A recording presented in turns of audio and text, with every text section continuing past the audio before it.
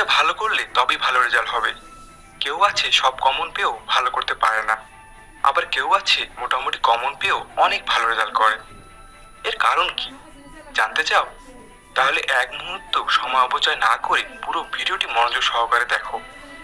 আজকের ভিডিওতে তুলে ধরেছি স্মার্ট উত্তরপত্র লেখার নিয়ম, কিভাবে লিখলে ভালো মার্কস পাওয়া যায়, সবশেষে বেশি নম্বর পাওয়ার কিছু গোপন ট্রিক্স। চলো তবে শুরু করি। আইডিয়া 1, প্রশ্ন ভালোভাবে বোঝা। বলা হয়ে থাকে যে পরীক্ষার ভালো নম্বরের প্রায় 50% সফলতা নির্ভর করে প্রশ্ন ভালোভাবে বোঝার উপর। সাধারণত পরীক্ষা শুরুর 15 মিনিট আগেই খাতা দেওয়া হয় পরীক্ষার নাম, রোল, রেজিস্ট্রেশন ও খাতা মার্জিন টানার জন্য।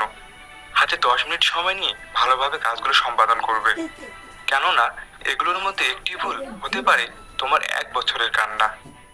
এরপর বাকি সময়টুকু খাতার উপরের দিকে ও বামের দিকে 1 স্কেল পরিমাণ মার্জিন টানবে। প্রশ্নপত্রটি পাওয়ার সাথে সাথেই চেক করে নেবে তাতে কোনো প্রিন্টিং মিস্টেক আছে কিনা। যদি থাকে তাহলে তৎক্ষণাৎ পরিবর্তন করে নেবে, এতে তুমি কিছুটা ঝামেলা মুক্ত থাকবে। যতটা পারবে শান্ত থাকার চেষ্টা করবে, কেননা উদ্বিগ্নতা তোমার টেনশন বাড়িয়ে দিতে পারে। এতে তুমি যা পড়েছো তাতে গোলমাল সৃষ্টি হবে। প্রথমে প্রশ্নের উপরের অংশটুকু ভালোভাবে পড়বে, কোন বিভাগ থেকে কয়টি প্রশ্ন দিতে হবে, কোনো বাধ্যতামূলক প্রশ্ন আছে কিনা এবং বিশেষ করে কতটুকু সময় তা দেখে নেবে। এতে কোনো প্রশ্নের কতটুকু সময় ব্যয় করবে তা বুঝতে পারবে। পুরো প্রশ্নটি অন্তত 2 বার ভালোভাবে পড়ে নেবে, এতে তোমার সাবকনসিয়াস মাইন্ডে প্রশ্ন রিলেটেড পড়াগুলো রিমাইন্ড হতে শুরু করবে। যে প্রশ্নটি তোমার সবচেয়ে ভালো হয়েছে প্রথমে সেটি খুঁজে বের করবে এবং তার উত্তর আগে লিখবে। এক্ষেত্রে প্রশ্নটি পুনরায় সর্বনিম্ন 2 বার পড়ে নেবে এবং একটু গভীরভাবে চিন্তা করবে। প্রশ্নের লেস বা ইম্পর্টেন্ট অংশগুলো পেন্সিল দিয়ে অবশ্যই দাগিয়ে নেবে। Subscribe for my YouTube channel. সময় কোনো কিছু বাদ পড়ার ভয় থাকবে না। এখন নিজেকে যতটা সম্ভব সতেজ করে দুটো গভীর নিঃশ্বাস নাও, এতে তোমার আত্মবিশ্বাস বেড়ে যাবে এবং সাহস সঞ্চার হবে। এরপর লেখা শুরু করো। আইডিয়া 2, স্মার্ট উত্তরপত্র লেখার সঠিক নিয়ম।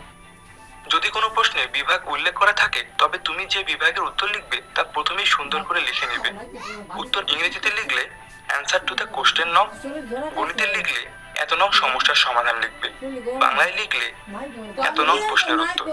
তারপর কালার পেন ব্যবহার করে লেখাটির নিচে সুন্দর করে আন্ডারলাইন করে দেবে, ভুলেও লাল পেন ব্যবহার করবে না। এরপর 2 আঙ্গুল নিচে উত্তর লেখা শুরু করবে। যদি উত্তরটি বেশ বড় এবং বেশি মার্কের হয় তবে তার 3টি প্যারায় বিভক্ত করবে। প্রথম প্যারায় 2 অথবা 3 লাইনে প্রশ্নের প্রধান অংশটি তুলে ধরবে। দ্বিতীয় প্যারায় উদ্দীপকের সাথে মিল করে পূর্ণাঙ্গ বর্ণনা দেবে। তৃতীয় প্যারায় শেষ কথা নিজের মতো করে উপরে কি আলোচনা করেছো সেটা সম্পর্কে 2 অথবা 3 লাইনে বলার চেষ্টা করবে।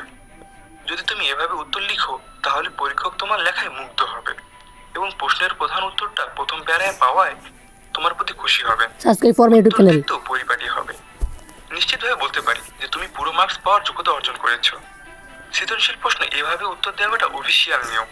তবে আরেকটি বিষয়, ক খ গ নাম্বারগুলো চিকন কালার পেন ব্যবহার করে একটু মোটা করে দেবে যাতে নাম্বারগুলো স্পষ্ট দেখায়। এক্ষেত্রে প্রতিটি প্রশ্নের উত্তর লেখার পর 1 আঙ্গুল পরিমাণ গ্যাপ ব্যবহার করবে। এভাবে দ্বিতীয় প্রশ্ন লেখার ক্ষেত্রে প্রথমটার পর 2 আঙ্গুল পরিমাণ গ্যাপ ব্যবহার করবে। যদি তৎক্ষণাৎ কোনো প্রশ্নের উত্তর মনে না পড়ে সেক্ষেত্রে ওই প্রশ্নের জন্য পর্যাপ্ত পরিমাণ ফাঁকা জায়গা রেখে অন্য প্রশ্নে চলে যাবে, ভুলেও সময় নষ্ট করা যাবে না। ম্যাথমেটিক্যাল পরীক্ষাগুলোতে সাধারণত রাব করার প্রয়োজন পড়ে, এক্ষেত্রে তুমি সবার শেষের পাতাটিতে বড় করে রাব লিখে তা ব্যবহার করতে পারো। গণিত, পদার্থ ও রসায়ন পরীক্ষায় ম্যাথমেটিক্যাল প্রশ্নগুলো লেখার নিয়মগুলো একটু দেখে নাও। খাতার বাম দিকে আমরা জানি লিখে সূত্র লিখবে এবং ডান দিকে দেওয়া আছে দিয়ে প্রশ্নের উপাত্তগুলো তুলে ধরবে। দেওয়া আছে লিখে প্রশ্নের মানগুলো লিখলে তোমার সূত্র মনে করার সুবিধা হবে।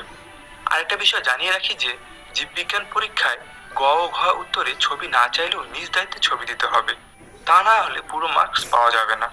ঠিক এ ভুলটি করার কারণেই জীববিজ্ঞান পরীক্ষায় আমি ভালো উত্তর লেখার পরেও A+ পাইনি। যেসব প্রশ্নের পার্থক্য কিংবা সাদৃশ্য বৈসাদৃশ্য চাওয়া হবে সেসব প্রশ্নের উত্তরগুলো অবশ্যই ছক আকারে লিখতে হবে। যেমন উদ্ভিদ ও প্রাণীর মধ্যে পার্থক্য নিচে ছকে দেওয়া হলো। মনে রাখবে পার্থক্য ছক করে লিখলে পুরো নাম্বার পাওয়া যায়। উত্তরে ছবি আঁকার ক্ষেত্রে অবশ্যই পেন্সিল ব্যবহার করতে হবে এবং ছবির নিচে অবশ্যই চিত্রের নাম দিতে হবে। অতিরিক্ত লুজ বা উত্তরপত্র নিলে নিজের নাম, রোল অবশ্যই লিখবে এবং শিক্ষকের সিগনেচার আছে কিনা তা যাচাই করে নেবে। উত্তরপত্রের এক কোণে নাম্বারিং করবে যাতে একাধিক উত্তরপত্র উল্টাপাল্টা না হয়। এবার আসি হাতের লেখা নিয়ে। যদিও হাতের লেখার উপর তেমন কোনো মার্কস নেই, তবুও সুন্দর হাতের লেখা শিক্ষকের মন কাড়ে ও বেশি নম্বর পাওয়ার সুযোগ থাকে। হাতের লেখা খারাপ হলেও সমস্যা নেই, তবে অক্ষরগুলো স্পষ্ট হতে হবে। ভুল হলে ঘষা মাজা না করে একটানে কেটে দিতে হবে। আইডিয়া 3, পরীক্ষার হলে করণীয়। পরীক্ষার হলে কমপক্ষে 30 মিনিট আগে পৌঁছাতে হবে। অতিরিক্ত কলম, পেন্সিল, রাবার ও পানি সাথে রাখতে হবে। গরমে ঢিলেঢালা পোশাক ও টিস্যু রাখতে হবে। অন্যদের সাথে কম কথা বলার চেষ্টা করবে। পরীক্ষার আগে পেট ভরে না খাওয়াই ভালো। কোনো প্রশ্ন যদি একেবারে কমন না পড়ে তাহলে ভয় পাবে না।